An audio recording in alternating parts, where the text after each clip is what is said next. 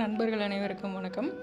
இன்றைக்கி நான் ஒர்க் போயிருந்த ஃபீல்டு பார்த்திங்கன்னா, சொட்டு நீர் பாசனம் அமைக்கிறதுக்கு தான் போயிருந்தோம்.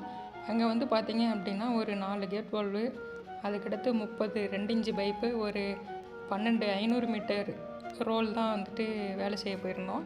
அதுக்கடுத்து பார்த்திங்கன்னா டேக்கப் செட்லாம் போட்டு சப்ளைன்லாம் ட்ரென்ச்சில் போட்டாச்சு. போட்டதுக்கப்புறம் பார்த்திங்கன்னா அப்பாவும் தம்பியும் ஓஸ் இழுத்துட்ருக்காங்க. நான் பார்த்திங்க அப்படின்னா வால்வு செட் பண்ணிகிட்ருக்கேன். இந்த இடத்துல பார்த்திங்கன்னா மெயின் 2 இன்ச்சில் தான் கொண்டு வந்திருக்கு.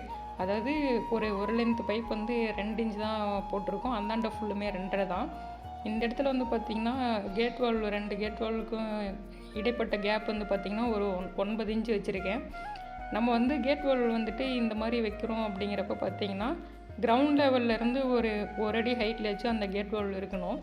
என்ன ரீசன் அப்படின்னு பார்த்தீங்கன்னா, அந்த ஹேண்டில் இருக்குது பார்த்தீங்களா, ஹேண்டிலில் டஸ்ட் ஏற என்னாகும் அப்படின்னா, அந்த ஹேண்டில் சீக்கிரம் கட் ஆயிரும். அதாவது நம்ம ஒவ்வொரு டைமும் ஓப்பன் க்ளோஸ் பண்ணும்போது பார்த்திங்கன்னா, அந்த ஹேண்டிலை பார்த்தீங்க அப்படின்னா கொஞ்சம் கொஞ்சமாக அப்படியே அரிச்சிக்கிட்டு வரும்.